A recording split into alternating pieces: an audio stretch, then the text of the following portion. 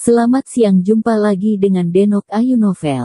Bagaimana kabar sobat semua? Sebelum kita mulai cerita ini, ayo silakan subscribe, like, komen, share dan nyalakan loncengnya untuk mendapatkan notifikasi terbaru ketika Mimin upload videonya.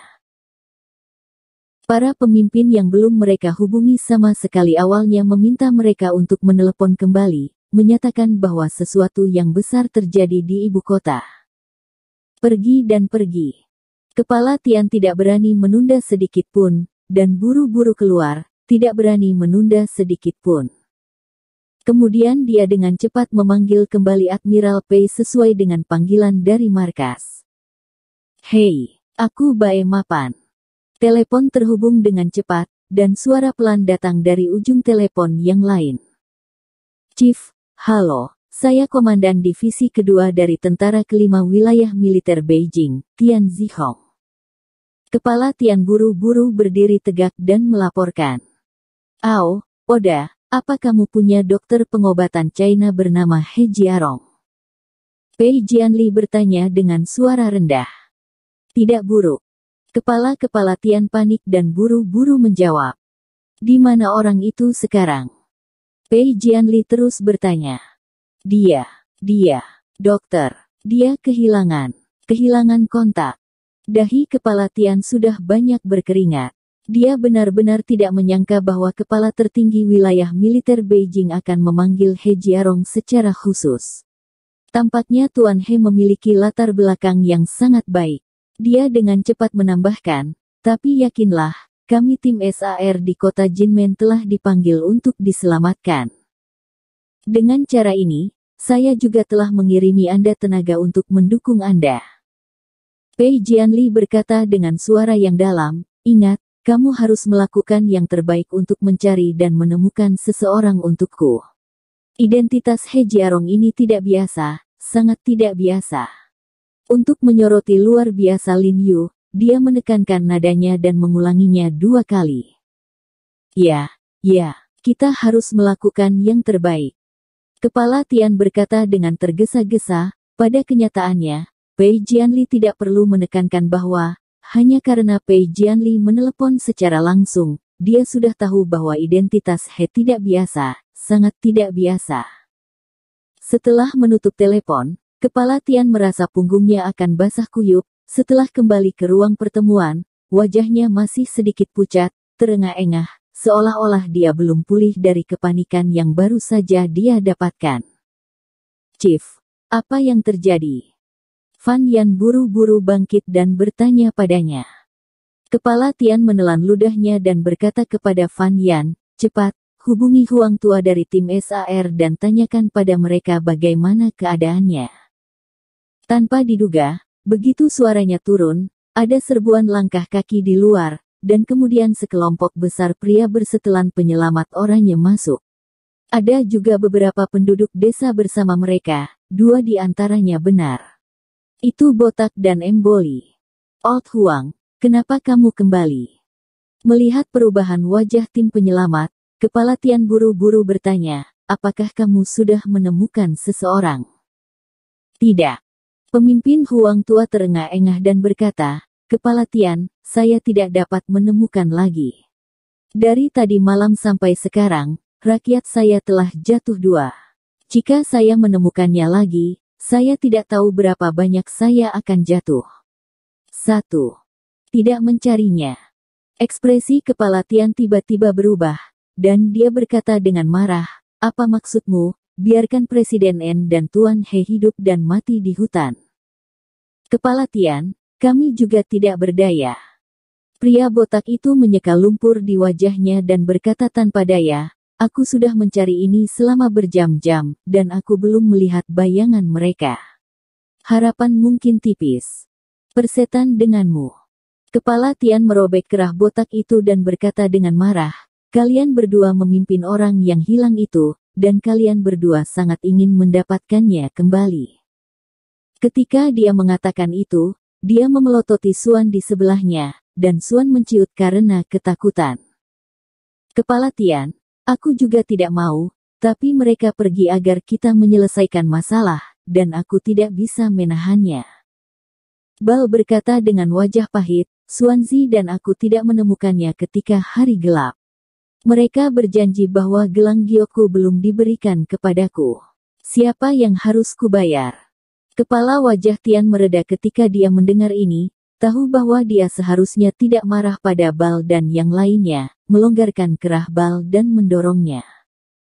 Lao Huang, cepat bawa orang-orangmu untuk beristirahat, dan sebentar lagi akan ada orang dari ibu kota-kota. Kamu akan menemukan mereka bersama. Kepala Tian berkata dengan suara yang dalam, ini benar-benar tidak mungkin, kamu harus berjalan jauh di dalam hutan. Dalam 2 hari terakhir, Lao Huang dan Bal tidak berani masuk jauh, mereka hanya menarik tali untuk mencari di dekat hutan tempat Lin Yu dan yang lainnya tersesat, dan tidak berani masuk jauh ke dalam hutan. Tentu saja, jarak yang hilang, yang mereka cari adalah jarak yang hilang di mulut Du Zi dan Xuanzi. Jaraknya setidaknya 7 atau 8 kilometer dari tempat di mana Lin Yu dan yang lainnya benar-benar tersesat, jadi mereka tidak akan menemukannya selama 2 hari lagi. Petunjuk apapun. Chief, ini tidak bagus. Ketika si botak mendengar bahwa kepala Tian meminta untuk mencari jauh di dalam hutan, dia tiba-tiba berkata dengan semangat, jika kamu masuk, kamu akan mati. Jika kamu tidak masuk, aku akan menghancurkanmu sekarang. Kepala Tian langsung meneriaki pria botak itu. Si botak menelan ludahnya, tidak berani berbicara, lalu berjalan ke kepala desa tua, meminta sedikit tembakau dan kertas rokok, lalu berbalik dan lari keluar untuk merokok. Xuanzi juga buru-buru mengikuti, dan mereka berdua berjalan ke dinding di samping barak, mereka melihat sekeliling dan tidak melihat siapapun. Kemudian mereka bersembunyi dalam bayangan gelap di akar tembok, berjongkok, dan mulai merokok satu persatu. Saudaraku, bukankah kamu mengatakan bahwa jika kita membuangnya, seseorang akan memberi kita banyak uang? Xuanzi berkata dengan bingung kepada si botak, sudah 2 hari sekarang, di mana uangnya? Jangan khawatir, itu pasti milik kita.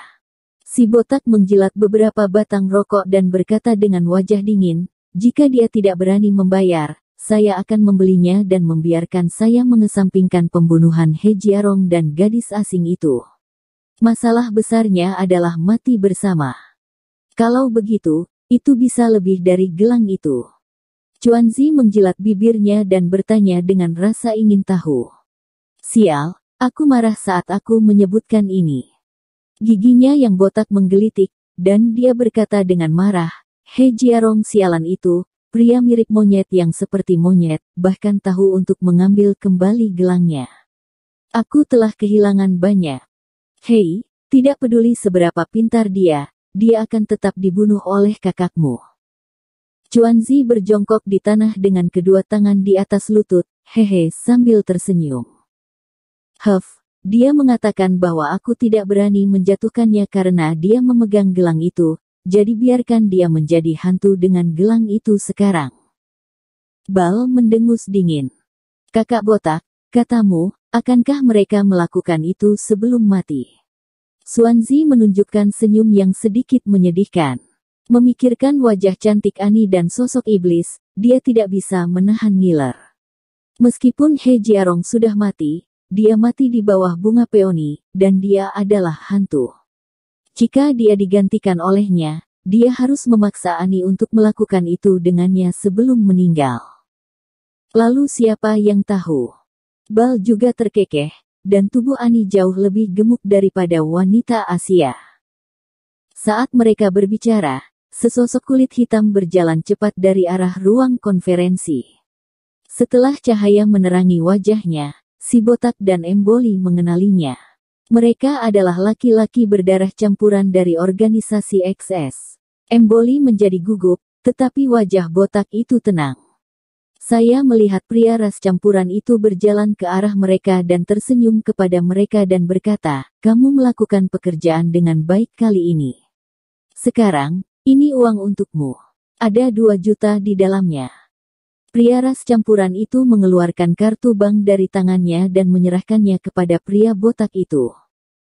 Mata Xuanzi tiba-tiba melebar, dan baru kemudian dia menyadari bahwa Lin Yu dan Ani adalah orang-orang yang akan mati.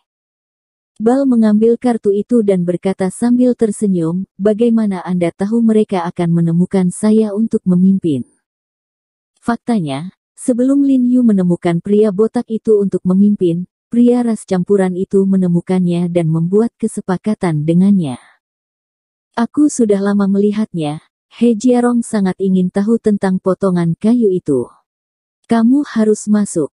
Laki-laki ras campuran itu mencibir, dan berkata dengan percaya diri, saat apa yang disebut sebagai rasa ingin tahu membunuh kucing itu, sekarang kucing itu akhirnya mati. Secercah kesenangan melintas di matanya. Dia berjanji untuk melakukan apa yang telah dilakukan Cat. Si pezina dan pezina sudah mati, jadi Cat secara alami adalah miliknya. Luar biasa. Bal tiba-tiba menghirup rokok, dan kemudian sepertinya memikirkan sesuatu, dan berkata kepada pria ras campuran, "Kamu hanya memberiku kartu, bagaimana dengan kata sandinya? Kamu baru saja meninggalkan Ani dan He Jiarong di hutan, mereka sudah mati, aku belum tahu." Pria ras campuran itu menyipitkan mata dan berkata. Wajah botak berubah, dia tiba-tiba berdiri, dan berkata dengan dingin, "Sialan, apa kau mau selingkuh? Sudah hampir 2 hari 2 malam, menurutmu mereka masih bisa hidup? Jangan bilang mati kelaparan. Bahkan jika mereka bertemu dengan babi hutan dan beruang, mereka tidak akan pernah bertahan hidup. Ya, ada begitu banyak babi hutan dan beruang di hutan." Xuanzi juga buru-buru mengikuti jalannya. Pria ras campuran itu menyipitkan mata ke Bal Zi dan Xuan, lalu mengangguk, "Oke, aku percaya sekali padamu." Kodenya 380 dan 50. Setelah berbicara, dia berbalik dan berjalan menuju aula konferensi. "Apa kau tidak membodohi kami? Apakah ada cukup uang di dalamnya?" Bal bertanya dengan cemberut. "Telepon saja dan tanya." Pria ras campuran tidak menoleh ke belakang, dan berkata dengan ringan. "Saudaraku, cepat, cepat. Telepon dan tanya."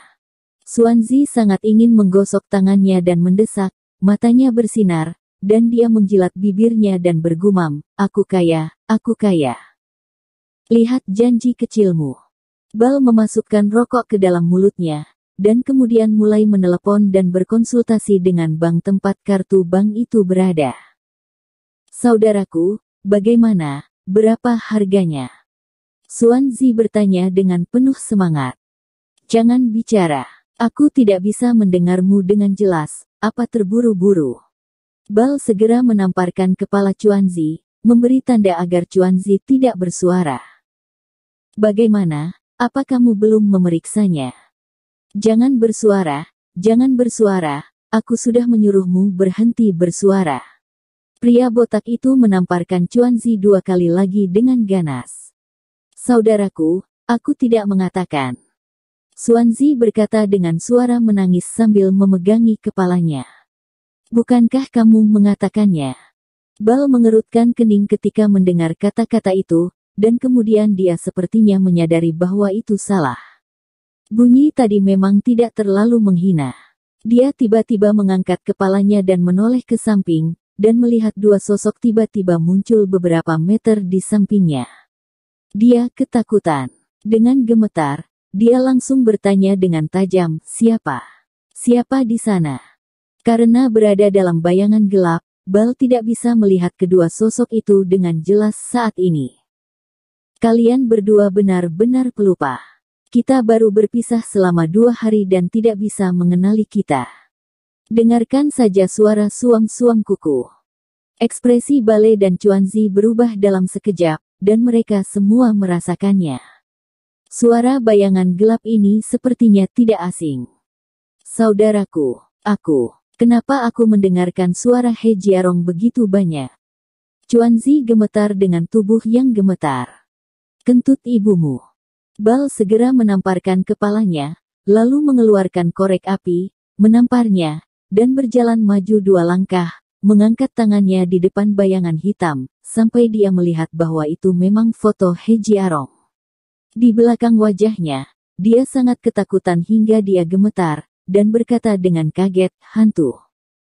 Saat dia berkata, dia berbalik tiba-tiba, lari dengan kakinya, dan berteriak pada Emboli, lalu berbalik dan lari bersamanya. Tapi mereka tidak lari beberapa langkah, dan bayangan hitam di belakang mereka tiba-tiba menyerbu, menendang mereka dengan kedua kaki. Setelah pria ras campuran itu kembali ke ruang rapat, Kepala Tian menjelaskan rencana penyelamatan berikutnya. Pria ras campuran itu diam-diam meraih tangan Cat dan berbisik di telinga Cat, "Saya yakin sekarang, kedua pezina itu si pezina sudah mati." Wajah Cat memucat, lalu dia rileks, dan ada semburan kesenangan di matanya, terutama ketika dia mengira He Jiarong sudah mati. Hatinya merasa sangat bahagia, dan wanita yang berani tidur dengannya berakhir seperti ini.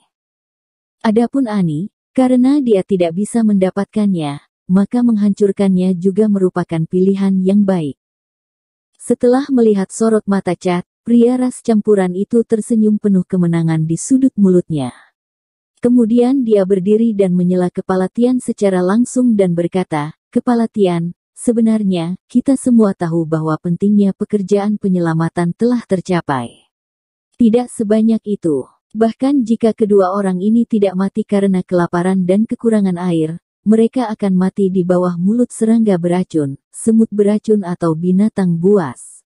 Anda telah memimpin tentara di hutan ini. Anda harus tahu yang terbaik." "Baik." Ekspresi Kepala Tian tiba-tiba berubah. Kata-kata pria ras campuran itu langsung mengenainya. Dia sudah menekankan bahaya bermalam di pegunungan di depan semua orang, belum lagi hutan tua yang jahat di pegunungan. Ini adalah hutan biasa di mana penduduk desa memotong kayu dan mengumpulkan obat-obatan. Seorang tentara mungkin tidak dapat bertahan dalam semalam, apalagi Lin Yu dan Ani, yang tidak memiliki pengalaman berkemah di alam liar.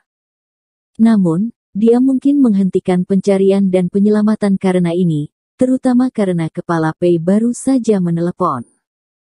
Begitu Kepala Tian hendak marah pada pria ras campuran, pria ras campuran itu melambaikan tangannya ke arahnya dan tersenyum, "Kepala Tian, jangan salah paham. Saya hanya menyatakan fakta, bukan untuk mencegah Anda menyelamatkan. Jika Anda ingin menyelamatkan, silakan lanjutkan. Yang ingin saya katakan adalah, saat menyelamatkan, izinkan organisasi XS kami untuk terus menyelidiki makhluk di pegunungan. Bagaimanapun, tujuan utama kami di sini adalah menemukan inang virus dan menyelamatkan pasien yang dalam bahaya kehidupan. Tidak menemukan dua orang mati yang mayatnya mungkin tidak ditemukan." Bangling. Begitu suaranya jatuh, kaca di jendela aula konferensi tiba-tiba meledak, dan kemudian sesosok tubuh terbang dengan pecahan kaca dan menghantam meja di tengah ruang konferensi dengan keras. Bersambung. Terima kasih kepada kalian yang telah menonton video ini. Jangan lupa tekan tombol subscribe-nya dan nyalakan notifikasinya untuk mendapatkan video-video seru lainnya dari Denok Ayu Novel.